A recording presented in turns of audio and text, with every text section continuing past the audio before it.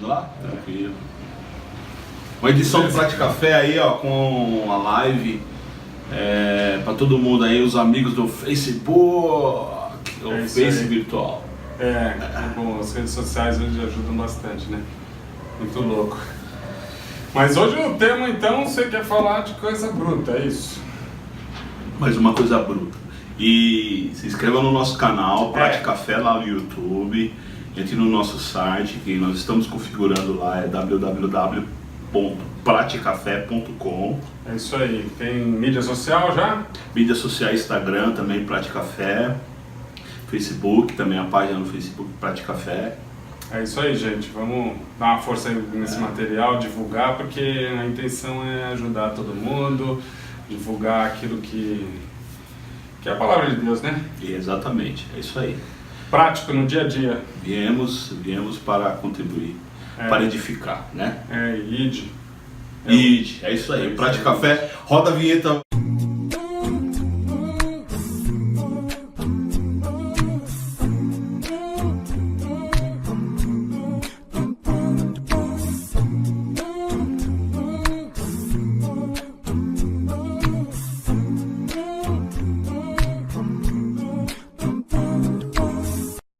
Eu sei que você estudou um pouquinho, tem experiência também, bastante, viajou aí a alguns lugares do mundo. A depressão é real ou não? É uma doença ou não? Então, essa é uma pergunta boa, porque existem diversos tipos, né? Hoje as pessoas, quem é da área, né? Psiquiatra, psicólogo, psicoterapeuta, enfim, psicanalista. Existem alguns tipos de depressão, né? Tem umas que são episódios de depressão e tem outros que são depressões mais profundas, que depressão no fundo é um termo técnico, né? Angústia, sofrimento. Exatamente. É melancolia. Né? Melancolia chega ao ponto limite da coisa. Mas se a gente pega, isso é legal também, que melancolia vem lá da época de Aristóteles, também de grego, que vem da bilis negra, né? O termo, no origina do termo grego lá da bilis negra, que eles acreditavam que quem tinha isso é que era triste. Eram as doenças do espírito, as doenças da alma. Diferenciava os humores, né? Exatamente. Humores negros seria a definição. Exatamente. Mais interessante. Exatamente. E eu já tive casos na família de gente com depressão, episódios de depressão. E eu assim, também já tive depressão. Eu particularmente nunca sofri, mas eu já convivi com pessoas que sofreram. Talvez até sofrido, que eu falei, como existem episódios de depressão, porque existem, assim, não querendo ser muito técnico, existem algumas formas. A gente tem que entender primeiro o seguinte, existe o biológico, que é o corpo mesmo, a parte cerebral, as sinapses, a gente hoje já escuta bastante esse negócio de serotonina, neuroadrenalina, que são as substâncias, né, os hormônios que ativam as sinapses cerebrais, mas tem a parte que é fora do corpo, que é a parte do espírito, da mente, porque uma coisa é biológica, né? Existem alguns casos, inclusive tem um caso de um americano, esse rapaz, isso ajudou bastante a pesquisa, o estudo, né, da depressão, das doenças espirituais, né, da alma, que ele era um dinamitador de pedras acho que numa ferrovia, se eu não estou enganado é isso, um americano. E ele era um cara calmo, muito tranquilo, bastante sociável. Aí o que aconteceu? Ele colocava pedra, colocava areia, enfim, socava tudo aquele treco lá para poder dinamitar e tirar as pedras. E um dia ele equivocadamente misturou as coisas tudo errado lá e bateu e aquilo explodiu. E a barra que ele estava socando o material, ela acabou que penetrou no crânio dele, atravessou o olho, enfim, assim, acertou o lóbulo. Teve um trauma. E milagrosamente ele sobreviveu, né? E esse cara ficou emblemático porque depois que ele foi curado, né? Ele teve uma alteração bem forte da personalidade. Ele se tornou um cara agressivo, um bebum, um cara que não tinha bons relacionamentos. Sem responsabilidade nenhuma.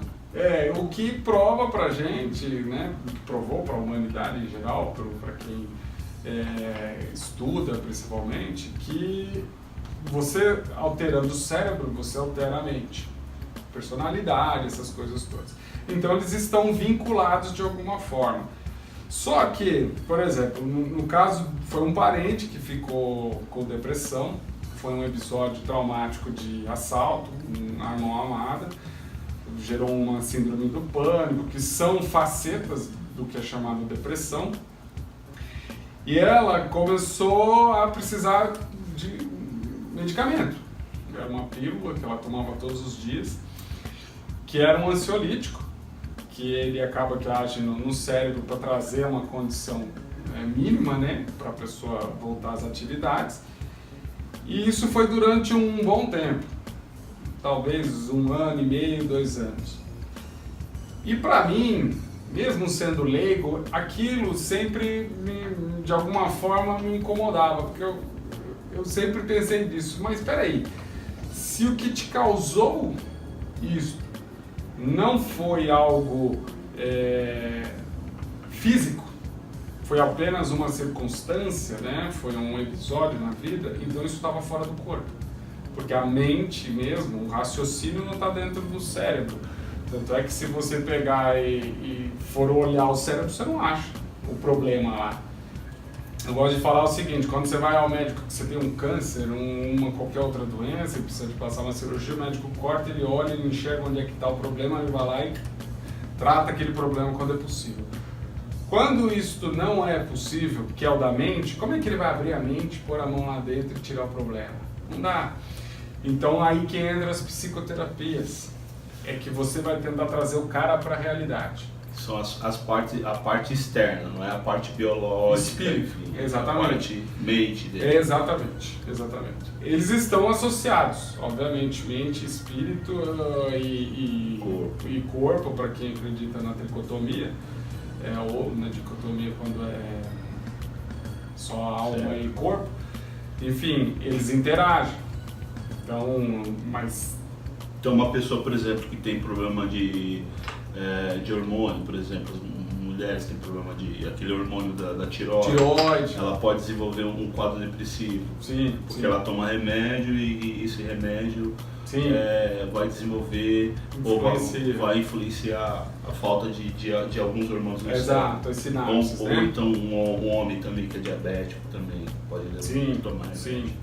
Então essas são as questões do corpo, biológica mesmo, que pode causar a depressão, isso é um ponto. Sim, porque o que a medicina hoje fala, né, os mais especialistas, é que de fato você consegue correlatar a grande parte dos episódios de depressão a uma alteração desses hormônios.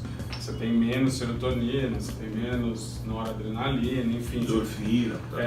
As sinapses cerebrais, elas são diminuídas. E há pessoas que têm uma super sinapse, né? Então os neurônios ficam super carregados. E isso traz também consequências. Mas baseado nisso, você entra com medicamento, traz a pessoa para a realidade e aí você começa um tratamento.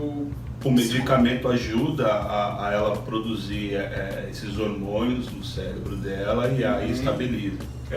Esse é o ponto. Exatamente. Porque um dos pontos, assim, na sinapse cerebral, quando você tem as duas células, existe um impulso elétrico entre elas. Então, o que acontece basicamente, se você muito técnico, sai um pulso daqui, vem para cá, só que esse hormônio ele é reabsorvido pela célula nervosa. O que acontece com alguns remédios? Ele inibe a reabsorção disso, para que ele fique aqui o hormônio, para que a sinapse continue funcionando. Enfim, existem as drogas para tentar trazer um estado biológico melhor. Tem um livro... Correto, saudável. Tem um livro...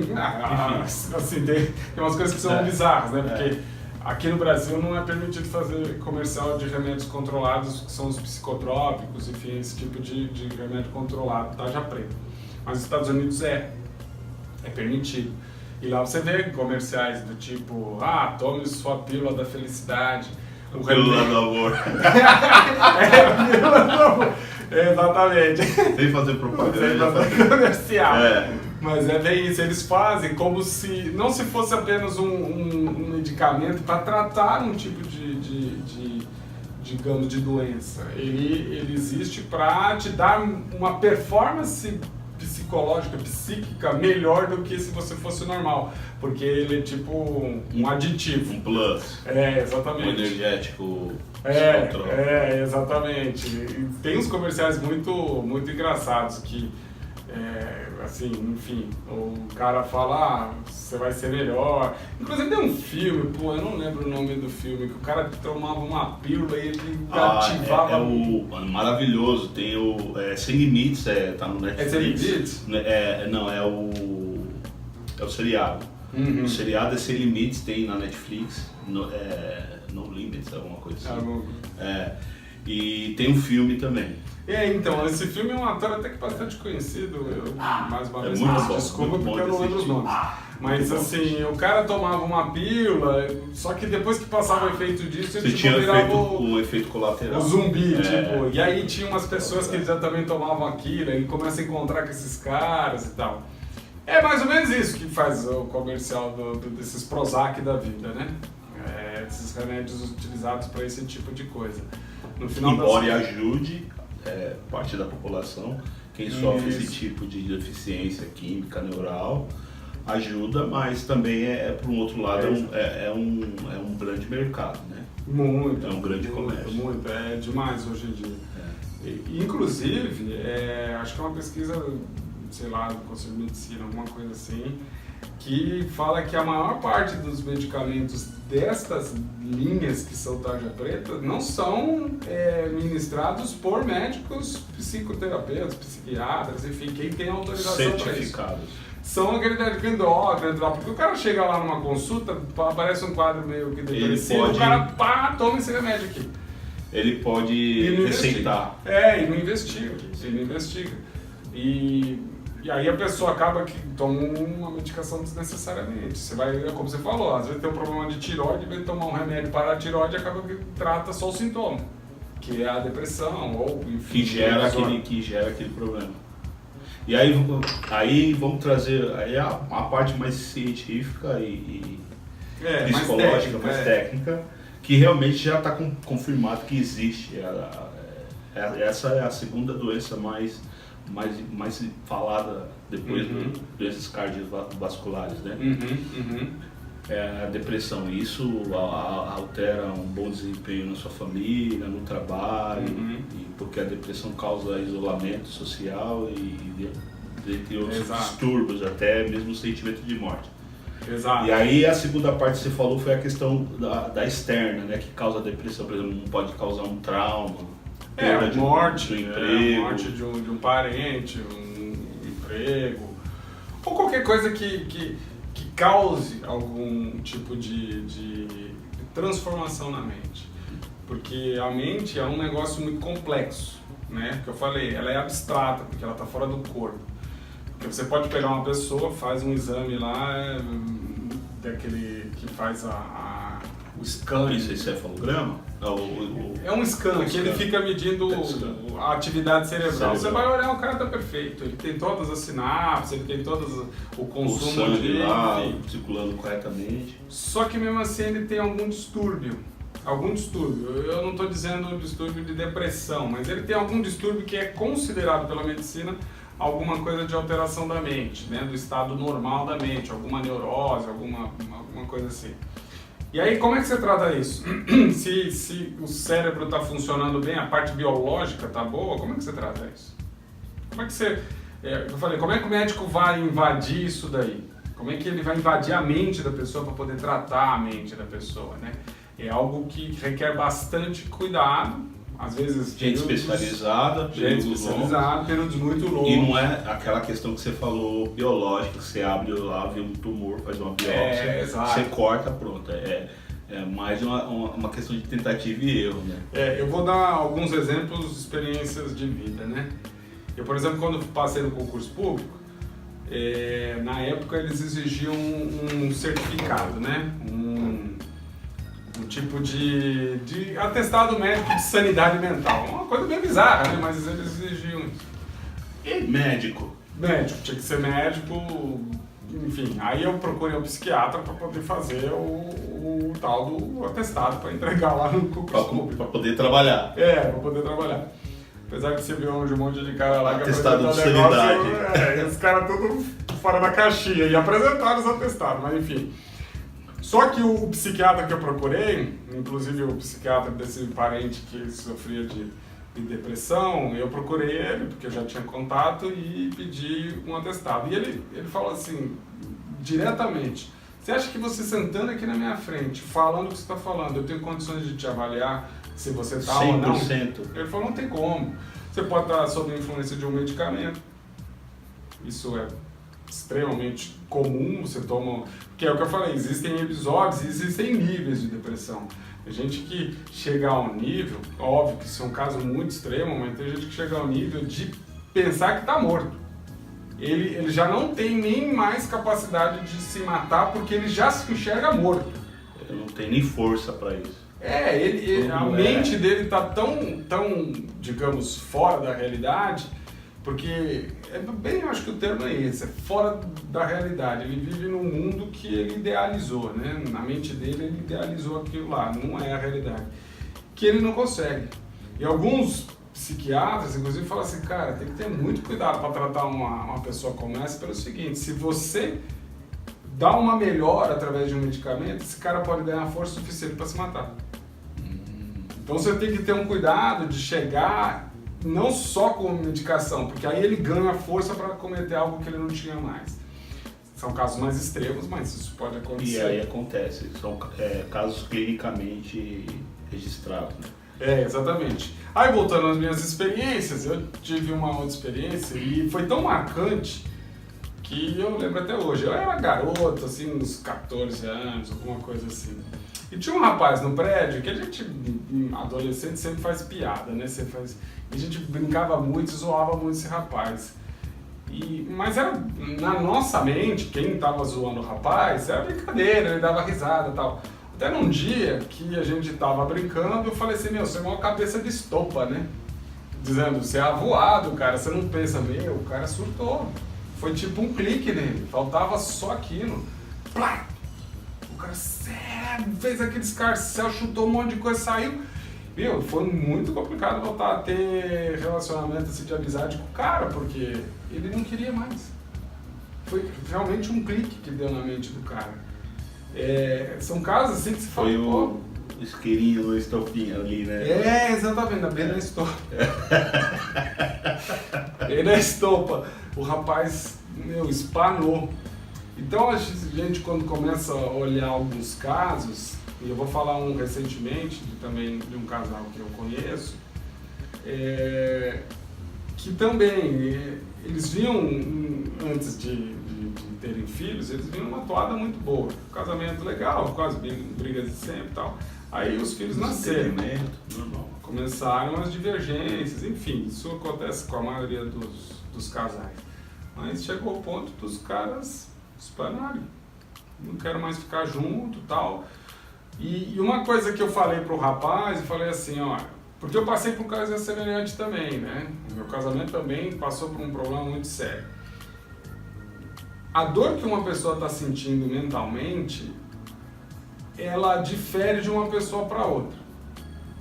Então, de repente eu tive um episódio, eu passei por um evento que você passou junto comigo. Eu saio desse episódio com uma mente, uma experiência, né, daquilo, e você sai com outra. E esse casal, eu falei pra ele, cara, você tem que entender que isso aconteceu porque algo desencadeou esse processo todo. Histórico. Tudo que vocês vivenciaram como casal, de alguma forma, disparou isso. Foi um gatilho. E a gente começa a observar... E causou um tipo de depressão, desculpe interromper. Exatamente. Nos dois. Exatamente. Simultaneamente. Exatamente. Que às vezes tem... Fugiu casos, do controle. Tem casos de... Vamos falar de um outro. Uma moça trabalhava comigo. E ela fazia balé. e saía pra ir com uma outra moça que ela, enfim, que morava perto dela e que também fazia balé. Aí num dia eles estacionaram o carro numa rua, a rua era bem escura e foram sofrer sequestro relâmpago. Essa moça que trabalhava comigo entrou em crise de depressão e síndrome do pânico. A moça que estava com ela, não, normal, essas coisas acontecem sempre. Zero de impacto daquilo. Aí você fala, pô, mas os dois passaram pelas mesmas experiências, por que um fez e o outro não? Mais uma vez, as experiências de cada um, juntando com tudo que você tem de experiência de vida, te moldam uma personalidade e reações psíquicas diferentes para determinados pontos, né, da vida. Ou seja, a gente muitas vezes, e isso serve muito para o crente, porque o crente às vezes espiritualiza demais, e ele, o que ele fala? Pô, mas você está passando por isso mesmo, deixa de ser frouxo, deixa disso, deixa daquilo, deixa aquilo outro.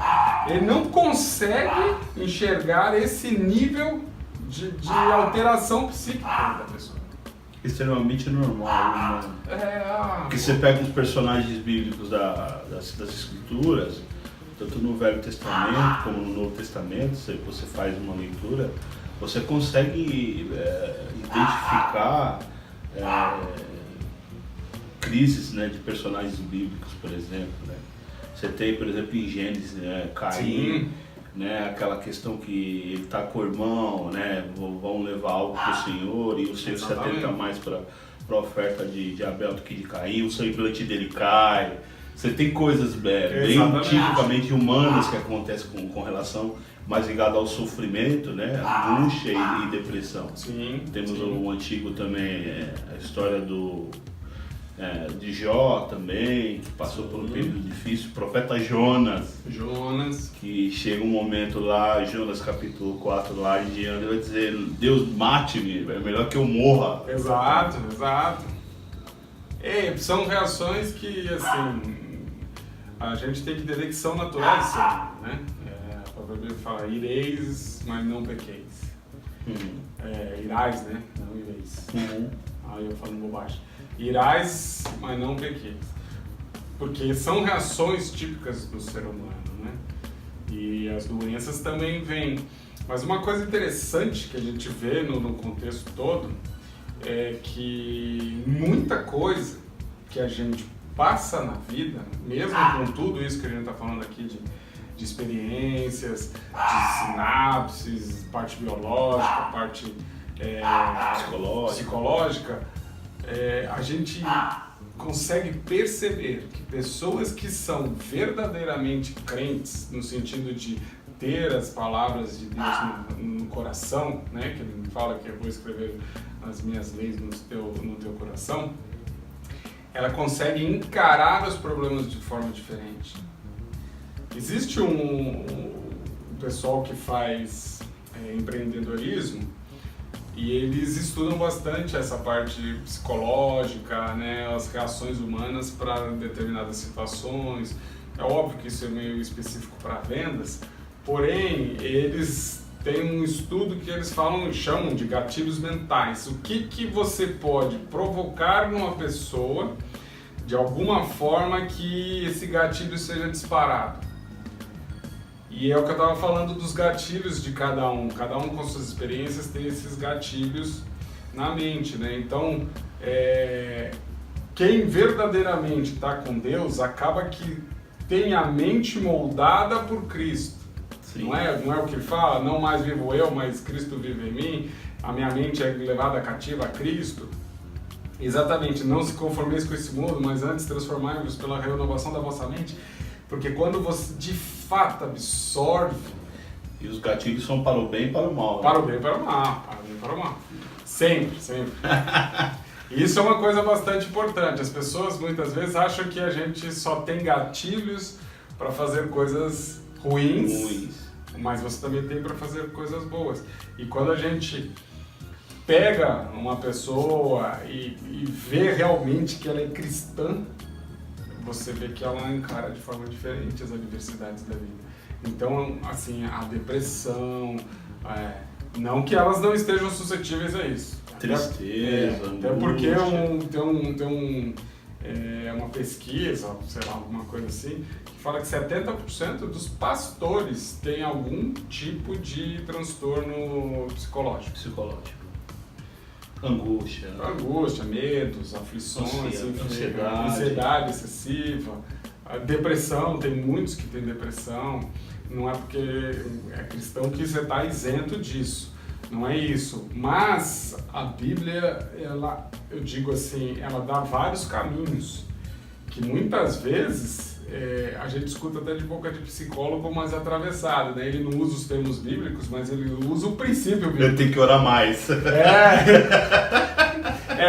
Você tem que orar mais, meditação, você tem que... exatamente. Você tem que buscar algo superior, entender que você não é um super-humano.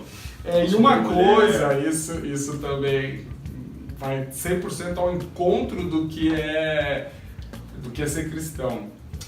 Os especialistas, né, os psiquiatras, psicólogos, enfim, eles dizem uma coisa que é bastante importante. Nós vivemos uma sociedade hoje que se prega muito o individualismo. Sim. Ou seja, você é responsável por tudo que acontece contigo. Você é o seu Deus, então você é responsável pelo seu fracasso, pelo seu...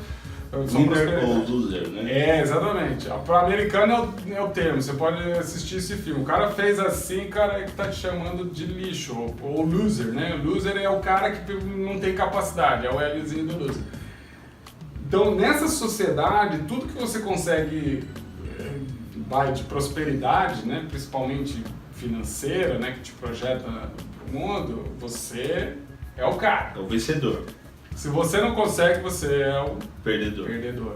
Então você é obrigado também a pagar pelos seus erros, né? Você é loser porque você é incompetente, porque você não estudou, porque você não trabalhou, porque você não se sujeitou. E aí você vê que a sociedade, para tentar atingir certos níveis, acaba fazendo coisas que são terríveis, né? Antibíblicas, anti-humanas e... antiéticas, enfim, tudo para tentar atingir uma coisa. Então nesse cenário, né? De pessoas que são, de fato, esmagadas pela sociedade porque elas não atingiram alguma coisa, que eu falei, uns reagem de forma tranquila, se eu não tô nem aí, eu quero viver minha vidinha aqui, não me enche o saco e tudo bem, se eu tenho um barraco, se eu tenho uma mansão, se eu tenho um iate, se eu não tenho droga nenhuma, se eu ando de ônibus, se eu ando de Mercedes, o cara não influencia a vida dele, mas não é o que a gente enxerga hoje na sociedade. O que você falou, é a segunda causa, né, a segunda doença mais impactante hoje é a depressão. Na sociedade humana. Depressão. Nunca se tivemos hoje tantos casos assim, nunca tivemos tantos suicídios entre jovens, tantos casos de depressão entre jovens. Não é difícil você encontrar... Alcoolismo, consumo de drogas, uma vida promíscua. Tudo. Porque isso é outra coisa, você tem lá... São sinais de que não está legal. Exatamente. As pessoas, quando elas estão sofrendo de algum quadro depressivo, existe digamos, pelo próprio termo, né, depressão. Você tem algo que foi diminuído, foi encolhido, né? Então você tem ausência de algo. Existe um todo e no final das contas está curtinho. Então, o que acontece? Esse vazio todo precisa ser preenchido. E aí as pessoas começam a buscar outras formas de preenchimento daquilo que na nossa visão tá errada, né? Eles vão buscar em drogas, em qualquer prazer que venha preencher. Hedonismo, a vida... Tudo. Só que ele não preenche, né? Eles são cíclicos, então você vê muito isso no drogado. O drogado ele começa com uma droga leve, aí ele quer uma maior, porque é uma tentativa de preenchimento. Eu conheço pastor, por exemplo, que começou 15 anos a usar maconha e acabou crack, praticamente foi destruído, é que Deus resgatou, Jesus curou o cara e hoje o cara é pastor.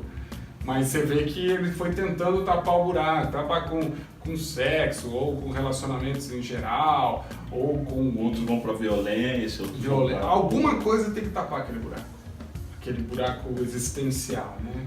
E psiquiatra usa bastante esse termo, né? O vazio existencial. O eu acaba que é tão suprimido que a pessoa acaba até pensando em se matar. Porque é uma dor, literalmente é uma dor, né? Muitas músicas falam, né? É melhor você ter um joelho machucado, ralado, do que um coração partido, né? Tem uma frase que marca muito quando eu li o C.S. Lewis. Ele tem um livro chamado O Grande Abismo, que fala, ele explica mais ou menos em termos filosóficos e tal, como é que seria o inferno, né? E aí ele fala que é um lugar frio e tal, aí chega um momento que o personagem do livro diz, olha, aí eu ouvi o meu grito, né? E desespero, de loucura, e aí me vi naquela tristeza, naquela desgraça, né? Exatamente. Esses dias nós passamos esses casos aí de violência nas escolas, né? Aí você vê o que leva um jovem a praticar aquele tipo de coisa. Isso começou nos Estados Unidos, talvez Europa e tal, mas você já está acontecendo aqui. Mas o que leva um jovem a pegar uma arma? Não é a sociedade lá, a humanidade. É a humanidade, nós, né? Não é a sociedade americana que é opressiva, que é isso, que é aquilo. Não, é o mundo. Isso acaba que se espalha. Aqui em determinados países, por culturas diferentes, isso se manifesta de uma outra forma. Você vai na Índia, por exemplo, a última estatística que eu vi, uma mulher é estuprada a cada 5 minutos. Aí você fala assim, cara, como que você pode ter uma sociedade, isso não é sociedade machista, é sociedade doentia, porque... Barbárie. Porque, enfim, como é que você vai ter isso? Ou seja, são coisas que a mente humana acaba sendo doutrinada por aquilo, né? O cristão muito fala assim, que alimento que você come todos os dias? A sua mente vai ser moldada pelo alimento que você ingere todos os dias. Por isso que Jesus falou, eu sou o pão da vida. Ou seja, esse alimento que é Jesus, que é a palavra, que tudo, ele te dá vida. E de fato, pelo nosso caminhar com Cristo, a gente percebe que o verdadeiro cristão, e eu estou dizendo o verdadeiro cristão, porque hoje tem muita gente que bota o título ali de cristão, mas na prática não tem nada de cristão, né? O cara vai para a igreja procurando bênção, ele não vai para a igreja por Cristo. Eu gosto de fazer uma comparação, é assim, um skatista, ele é caracterizado como skatista, por quê? Porque ele anda de skate. Não adianta eu ficar junto com os skatistas, que isso não me faz skatista. Não adianta eu usar as roupas de skatista, que isso não me faz skatista. Não adianta eu escutar as músicas, não me faz skatista. O skatista é caracterizado por andar de skate. Então, se equilibrar num pedaço de madeira, shape 4 rodas. É isso que é o skatista. Então, quem que é o cristão? É o cara que frequenta a igreja? É o cara que usa terno, o cara que segura a Bíblia, o cara que, enfim, deixa a barba crescer? Quem é um cristão? Que não deixa a barba crescer no Brasil, é que não deixa a barba crescer. Verdade, aqui é o contrário. Você está mais caracterizado. Eu sou mais cristão. Então aquele cara que é cristão é o que segue a doutrina de Cristo. Você tem que seguir os passos de Cristo. Então não é você ir para a igreja, é você seguir a doutrina de Cristo. Então esse pessoal, você vê que eles encaram a vida de forma bem diferente. Bem diferente. Eu tenho um caso também que eu conheci, a senhora estava internada, e ela tinha uma doença, eu não sei se era câncer ou alguma coisa semelhante assim, e já estava bem avançado. E ela já tinha no coração que ela ia falecer. Só que a enfermeira chegava lá e falava assim, mas a senhora não reclama, não passa, enfim... Não briga com Deus, não briga com a vida. Ela deixava bem claro, não, porque tá nas mãos de Deus. Eu vou ficar aqui lutando, achando que é o fim do mundo e nada. Não, basicamente é isso. É como você encara a vida. Agora, o que a Bíblia Sagrada... Ótima colocação sua. Você vê que você está conduzindo tudo hoje, hein? Da outra vez foi você, eu deixei tudo nas tuas mãos. Mas é benção. O importante é a gente poder conversar, discutir, para que esse tipo de assunto possa ser divulgado, né? As pessoas possam interagir, que a gente possa ser canal de bênção para você que está nos assistindo aí na live e na edição futura no YouTube. Agora, o que a Bíblia Sagrada pode ajudar, não só os cristãos, mas para aquele que está realmente passando por uma dificuldade, se vê dentro de um quadro depressivo, né? Porque a gente consegue saber agora o que é uma pessoa depressiva, né? Ou seja, não tem vontade de comer, de tomar banho, não tem vontade de se relacionar com as pessoas, então ela vai se enclausurar. A gente já tem mais ou menos o diagnóstico, mais ou menos, não é? Você precisa de um médico para saber realmente, mas a gente tem alguns pontos que dá para saber uma pessoa está com dificuldade, né? Que não é só uma tristeza ou uma angústia. O que a Bíblia Sagrada poderia nos ajudar nesse sentido, né? A história humana que tem lá através dos heróis da fé. Pois é. A pessoa de Jesus. Todos passaram por aflições, né? Se a gente pegar os grandes heróis da fé, se a gente pegar Davi, Abraão, enfim, todos eles tiveram algum tipo de aflição na vida. O próprio Jesus disse aos discípulos, né? No mundo tereis aflições. Isso é um ponto que muitos cristãos acham que, não, peraí, Jesus morreu, levou todas as enfermidades na cruz e por isso eu não vou ter nada, eu vou passar nessa vida ileso. Isso, pelo que eu leio da Bíblia, não é verdade, né? Nós vamos passar por aflições.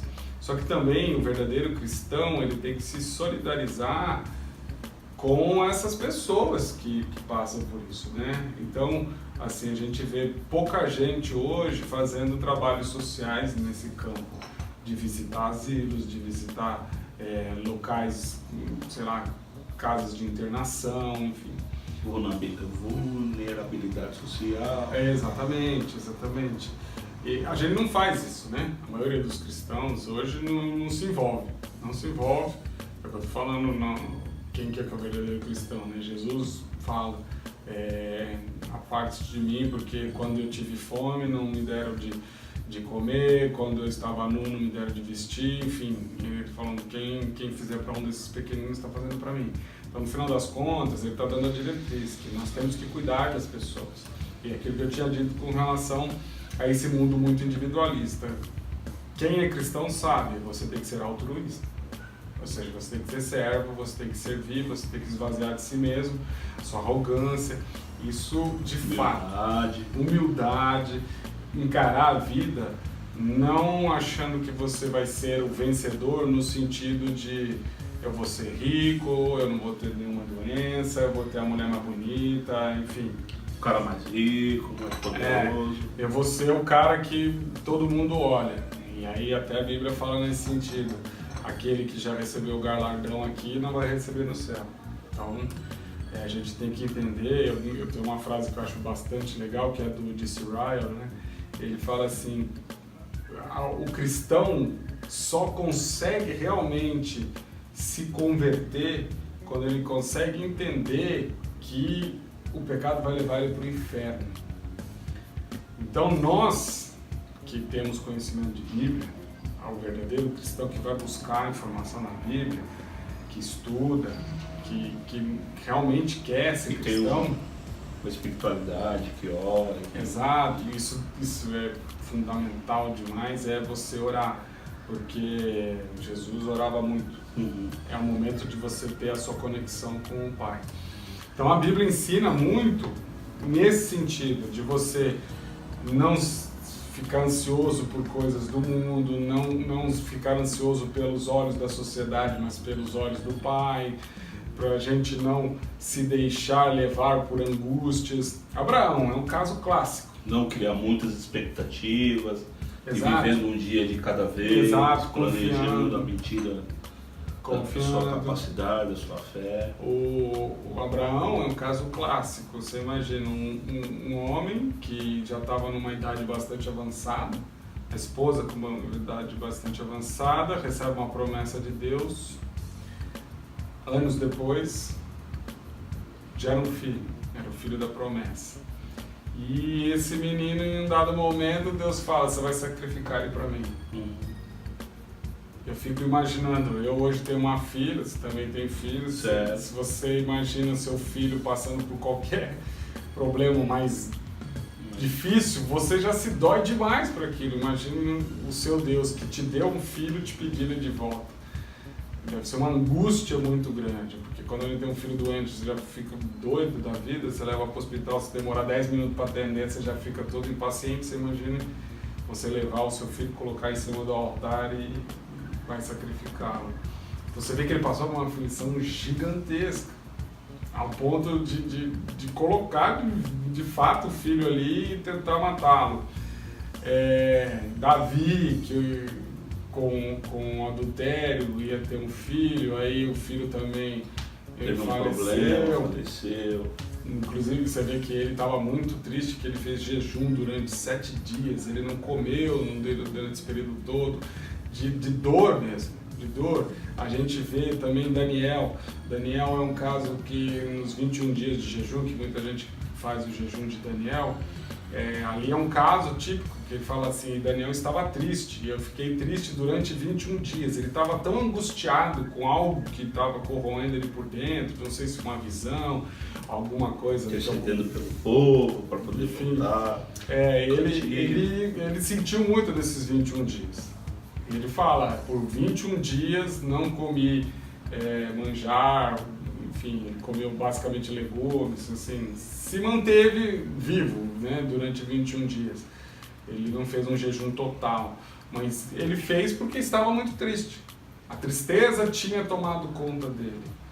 Algo estava para romper e ele passou por essa tristeza. Então existem vários personagens bíblicos que passaram por angústias muito grandes. Esther, quando soube que iam matar todos os judeus, ela também apregou um jejum ali de 3 dias, fala para o Mardoqueu, olha, faz um jejum o povo inteiro. Interceder por mim, intercessão. Exato, é um processo assim, de angústia e de medo, né? De uma situação que está por vir.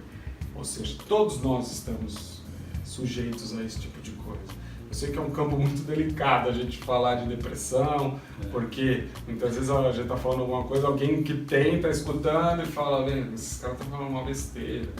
A minha experiência... Não entende a minha dor.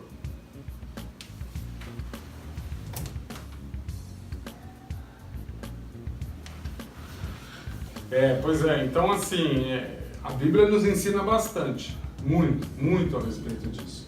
De como tratar o irmão que está passando por esse tipo de coisa, como ministrá-lo, como trazer esperança, como trazer um futuro melhor. Veja, nós não estamos dizendo aqui, esquece o medicamento, esquece tudo, procura só um pastor e o pastor vai resolver seus problemas. Não é isso que nós estamos dizendo. Nós estamos dizendo que a Bíblia é algo que auxilia profundamente o espírito. Que eu estava dizendo no começo. Trabalha a questão espiritual, entendimento do pecado.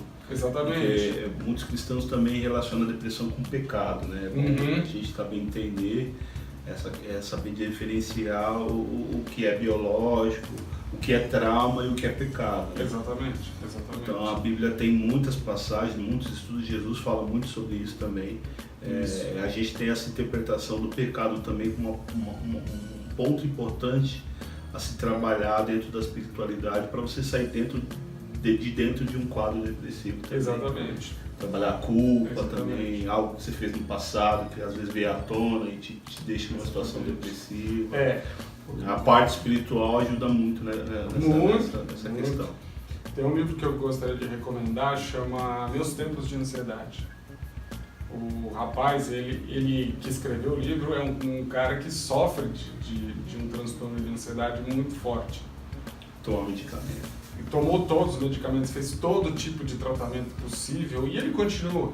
Mas ele conseguiu vencer várias fases da ansiedade e eu acho que isso ajuda, se você não tem, mas você conhece alguém que tem, se inteirar desse tipo de assunto é fundamental, porque a gente vê muitos jovens hoje passando por esse tipo de coisa, passando por problemas que às vezes você fala assim, por que você está reagindo com algo tão banal? Mas a gente, que já tem mais idade, a gente vê de uma outra fase. O mundo era acelerado, mas não era como hoje.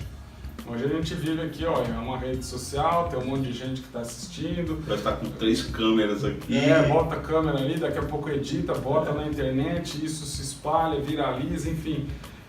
A gente não tinha isso, né? Quando era menino, mal tinha um videogame com 2 pauzinhos andando do lado do outro da tela ali, olha lá, não tinha esse tipo de coisa. Quando eu tinha lá meus 15, 16 anos. Então, nesse período todo, olha quanto o mundo cresceu em tecnologia, só que... E ficou mais complexo também. Muito complexo, muito complexo. E é aí que entra o problema da mente humana não estar preparada para esse tipo de coisa. Ela começa a ter falha. Né? Você, numa mídia social, você, digamos, exultar... Não é o termo. Você é compelido, porque se você não faz, você é o cara fora, né? Você é o loser, né? Voltando ao ponto. Você tem que ter o corpo perfeito, você tem que conhecer de todos os assuntos, você tem que estar na moda. Tem que ter dinheiro, tem que viajar, tem que estar... Tem que ser o cara. Perfeito. Todo mundo tem que olhar pra você. Inclusive, você olha artistas, né? E que você vê que tem uma alteração psicológica forte nessas pessoas que explodem na mídia. Muitos artistas, eles começam com um certo comportamento e você vai vendo que ao longo do tempo o comportamento dessa pessoa vai se deteriorando em todos os sentidos, morais, éticos. A pessoa vai se transformando. Cultural também. Cultural. Você vê que isso é um outro ponto, né, que a gente falou. Depende de onde você está inserido, a cultura transforma a sua mente. Que alimento que você come. Muitas vezes o alimento é onde você vive. A música que você escuta, enfim, você não está longe do mundo, você está inserido no mundo, né? Só que você tem que ter o princípio bíblico para se blindar disso, para blindar a mente, porque se você muda, conforme Paulo falou, você se transforma pela renovação da sua mente, você acaba que você se blinda com relação a esses ataques, né, do mundo sobre a sua personalidade, sobre a sua psique, e aí você tem uma forma de reagir muito melhor, né? Ótimo. É um tema bem extenso, a gente podia ficar aqui horas. Estamos chegando a 1 hora já da nossa live e da nossa gravação. Nós vamos só finalizar daqui a pouco e eu vou deixar um outro ponto, o último ponto mais polêmico para agora, para a gente só dar uma pincelada. A questão hoje, você tem muitos pastores que sofrem de depressão e tomam remédio, né? Uhum. E eu, por exemplo, que moro mais na periferia, no extremo sul, lido mais com pastores de linha pentecostal e neopentecostal, e a visão que muitos têm, até amigos que congregam em igreja, de que realmente depressão é coisa do demônio, né? Então, às vezes, muitas pessoas passam por períodos de depressão, períodos terríveis, mas ela entende, ela não confessa que é um quadro depressivo, porque se falar que está com depressão é porque tem demônio, né? Então isso é um grande problema que nós temos hoje dentro da igreja, e por falta de leitura mesmo, conhecimento de livros, de pessoas especializadas. Você teria alguma consideração sobre isso? Alguma coisa que... Então, eu não gosto de entrar muito no ponto da denominação, mas isso é certo. Os pentecostais, e principalmente os neopentecostais, eu digo pentecostais ali, uma Assembleia de Deus, no mais tradicional, e os neopentecostais são as igrejas que derivam dessa linha pentecostal. Não que eu tenha nada contra com eles, não é isso, é só uma questão de visão. A visão do pentecostal e do neopentecostal é bastante espiritual, diferente de um batista, de um presbiteriano, de um metodista, um anglicano, um luterano, enfim. Essa linha mais tradicional que a gente chama, né, eles têm muito a ver, é o seguinte, lá na reforma de Lutero tinha 2 pontos que eram importantes, que era somente Cristo, somente a Bíblia, né? Só a Escritura, só Cristo. Eles utilizam esses 2 pontos principais, esses 2 pilares da reforma, para encarar o seguinte: o que está acontecendo na igreja é bíblico? Não, não é bíblico, então esquece. Então, no movimento pentecostal, você tem a manifestação do Espírito Santo, o mover, enfim. O que eles acreditam basicamente, os tradicionais? Peraí, quando Davi foi tomado pelo Espírito, quando Sansão é tomado pelo Espírito, isso é bíblico, está relatado que eles foram tomados pelo Espírito. A Bíblia não relata aquilo que ocorre com as pessoas dentro do pentecostalismo. Então, de alguma forma, eles rejeitam esse tipo de comportamento, porque como a Bíblia fala que o coração do homem é enganoso, então também tem esse tipo de coisa. Uma questão interpretativa mais pro lado espiritual. Exatamente. Um fenômeno psicológico. Exatamente. Ou então, os de linha tradicional acreditam muito que este comportamento depressivo, melancólico, enfim, é uma doença. Ele é encarado como uma doença. Pode existir a parte espiritual do endemoniamento, eles acreditam também nisso, mas eles acreditam naquele endemoniamento que é 100% bíblico. Então, o pessoal da batalha espiritual também, eles têm um pouco de restrição com relação a esses conceitos de batalha espiritual, porque eles acham que não é bem assim, isso não é bíblico, ou seja, aquela revelação pós-bíblia é um pouco rejeitado. Porém, os pentecostais e os neopentecostais, como eles têm uma linha que é mais voltada para o espiritual, e isso acarreta consequências dentro do grupo, que a maioria, eu não vou dizer a totalidade, mas a maioria não busca o ensino bíblico como os tradicionais, acaba que uns divergem e tomam uma linha que acha que 100% da coisa é espiritual. Que é aquilo que a gente começou falando aqui no começo da live da gravação. Quando a pessoa passa por um quadro como esse, então é uma doença, então é espiritual, tem algum demônio por trás.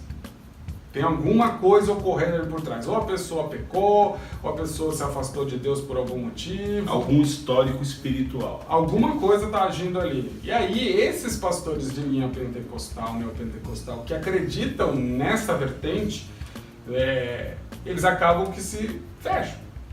Eu não posso dizer que o pastor, estou passando por um problema de endemoniamento. E aí o cara fala, pô, mas eu não posso me endemoniar. Se eu me endemoniar, o que vai acontecer com a Assembleia? Eles vão se perder. Então é um problema que o pastor acaba carregando com ele, e muitas vezes as ovelhas não percebem, mas sofrem por conta deste quadro do pastor. Do desdobramento, né? Exatamente, porque como é que uma pessoa pode ministrar alguém se ele não está num estado equilibrado? Ele pode, de alguma forma, em algum dado momento, falar alguma coisa, ou ser omisso. Também ser omisso em muitos casos, e a pessoa precisa de uma intervenção do pastor, uma orientação, alguma coisa, uma palavra do pastor que é confortante, né? Jesus até fala, as ovelhas vão reconhecer a minha voz, né? E isso acontece realmente no mundo, né? Se você olhar um pastor e as suas ovelhas, tem até vídeos na internet, se você caçar isso, as ovelhas quando escutam a voz do pastor, elas reagem realmente, elas reconhecem a voz do pastor. Isso traz muita coisa, né? Traz paz, traz tranquilidade, traz um certo conforto para as ovelhas. E o pastor, quando está num estado desse, é bastante complicado. É só esse tipo de consideração. Eu, particularmente, eu acho que existe sim a parte física. Porque quando a gente pecou, quando Adão e Eva pecaram, eu gosto de fazer uma analogia do seguinte ponto. O que foi o fruto, né, que eles comeram? Aquele fruto tinha algum tipo de, digamos, vírus, bactéria, tinha alguma coisa. Quando ele comeu aquilo, ele se contaminou. E a contaminação desse alimento foi para o DNA de Adão. E isso é replicado geneticamente. Na natureza. Enfim, a própria Bíblia diz, né, em Gênesis também, que a Terra sofreu transformações por causa Exatamente. desse ato. Exatamente. Deus fala, maldita seja a terra, ou seja, foi tudo a natureza modificou a natureza. Exatamente. Daí volta ao ponto que eu comecei a falar, pô, mas os animais ficam doentes. A gente liga agora nesse ponto, dizendo, tá vendo? Uma natureza decaída, né? A criação inteira decaiu. O homem, ele era o responsável por manter o equilíbrio de tudo, de toda a criação de Deus. Ele foi colocado como responsável por isso. E aí, quando ele pecou e ele pegou essa doença se espalhou pelo mundo inteiro, por tudo. Hoje os animais ficam doentes, as plantas ficam doentes, o ser humano fica doente. Então eu particularmente creio que existe sim, por conta do pecado, uma deteriorização do ser humano como um todo, que os tradicionais chamam de... Pecado original? Não, eles falam de depravação total. Depravação total. É um dos conceitos que tem na linha mais tradicional. Ou seja, existe toda uma destruição do ser humano. A natureza adâmica também. Exatamente. Foi totalmente corrompido.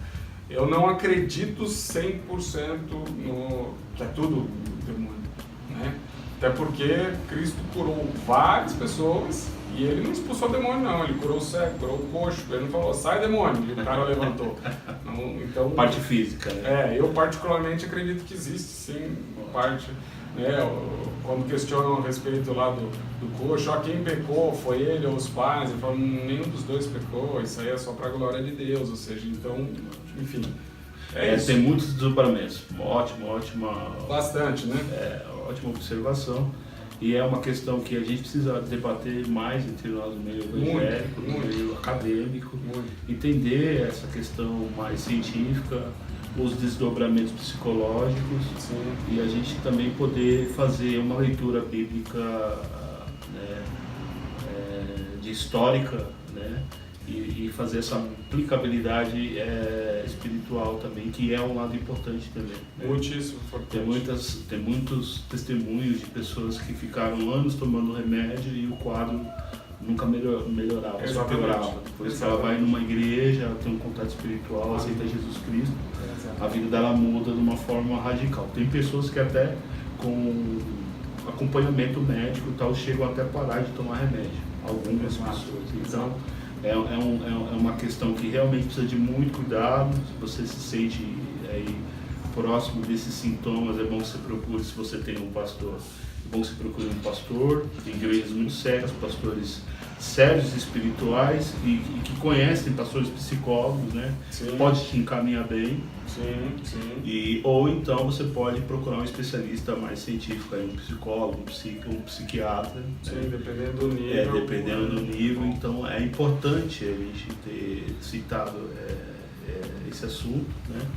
Para que você possa ter aí um pouco mais de leque, né? De conhecimento, tanto bíblico como científico. A gente fez aqui breves apontamentos, nós não somos especialistas, mas a gente estuda, estamos no âmbito de estudo aqui, e temos essa vivência mais assim, do lado de ensino, junto com os irmãos da igreja, então é isso, eu gostei. Se não for para edificar, não viemos atrapalhar. Amém. Valeu, obrigado. Fé.